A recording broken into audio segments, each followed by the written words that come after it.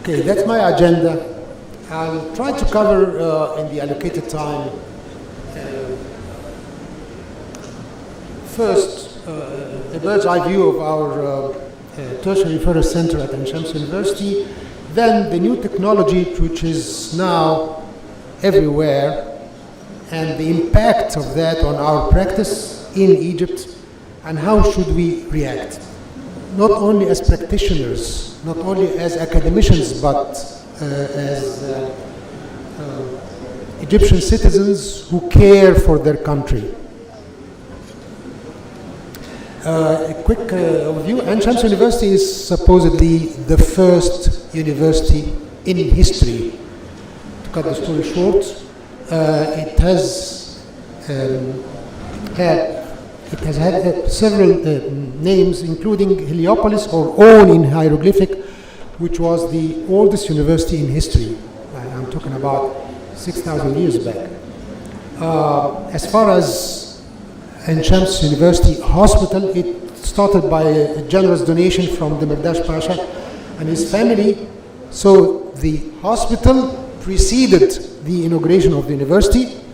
A few pictures over there, and that's Ain Shams University Hospital.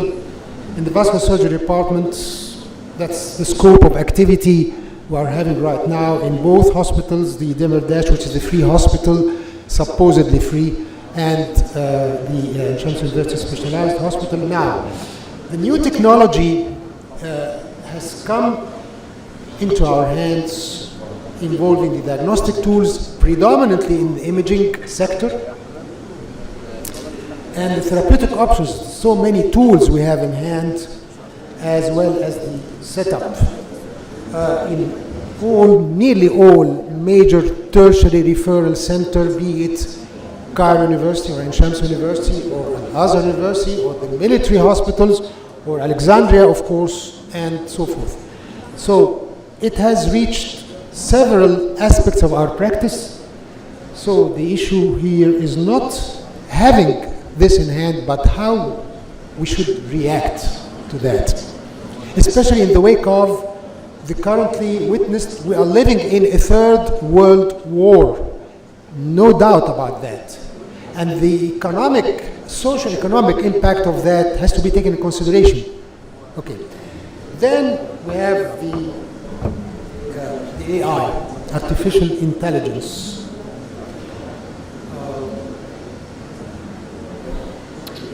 Artificial intelligence is now heavily engaged in our practice, especially in the academic sector. But there might be some limitation of embracing the artificial intelligence everywhere. To the extent that not only predicting the procedures, but also having this sort of chat GPT, and the younger generations like your kind selves are probably fond of exploring this new world. But to what extent? So in the end, in order to validate the artificial intelligence and its role in the medical sector, a group of 30 very senior professors worldwide, they gathered together and then they reached a conclusion. The field is still in its infancy, and they reached the conclusion, will AI put some of us out of business? Because we see patients right now who come and then they are knowledgeable and they browse the internet and then they start asking us, I know about this and that, and probably I do not need a physician, a practitioner, to help me or to support me in my vascular pathology. Well, the answer to that is not in the near future.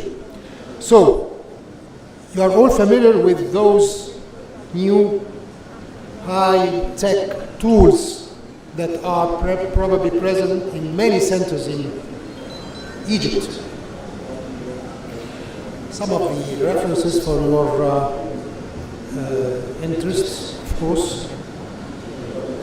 And if we start talking about the new technology, we'll see that, again, predominantly, and that's what I strongly believe in, it is affecting our practice, but did not get rid of the human factor.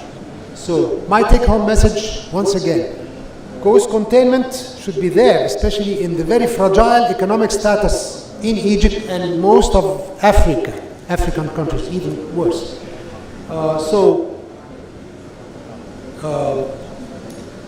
The thing is, the $1 million question, how should we react?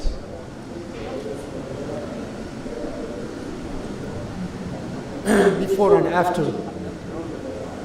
thrombus removal, and in the end and after also the extent over there. Now let's talk a bit about important issues like the cost in the era of high tech in the medical sector and in Egypt.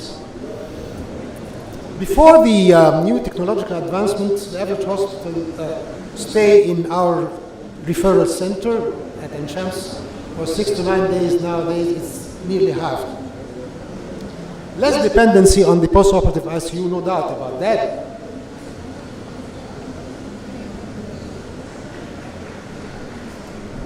So we have shorter hospital stay. The cost is going up from 12 million per year to take care of our cohort of patients to 63 million pounds over the last 2 years. So that's roughly $1.3 million annually. Can Egypt afford all that? Probably, if we are talking sustainability, the answer is simply no.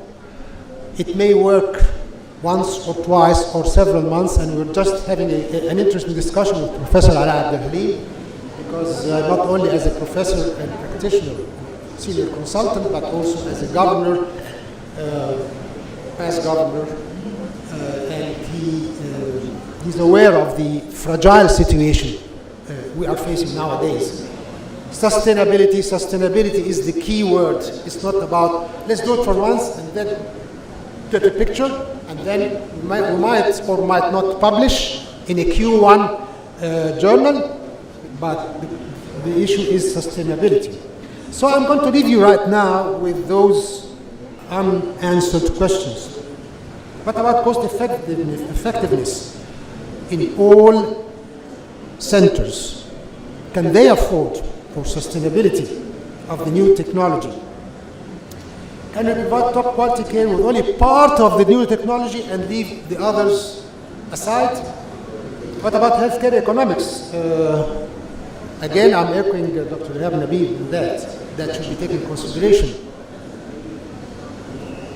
Of course, I agree, we should reach out for the donations and NGOs. Shall we go for standardization of the vascular setup in all major centers? This is really questionable. Shall we have all vascular services provided in all vascular centers or just in centers of excellence? We have to rationalize our practice in view of the healthcare economics perfectly covered again by Dr. Rehab Nabil. But to put it in simple plain words, we have to adapt to the new technology, but to the extent that allows us sustainable, high quality health care. And we have to keep in mind, we have to keep an eye on training programs for the junior vascular fellows. They have to know that the high tech is available, but they have to know that whenever possible, cost containment is again the key word. And at the end, I believe it's my duty again to invite you all to our big event, which is happening, inshallah, in 3 months from now. And we have Professor Hussein and Professor Qaddawi panel, and all of us will try to get our best that we can so that we'll have educational, informative, training events in Egypt. And Egypt is not only that, Egypt is also a winner. I thank you very much for it.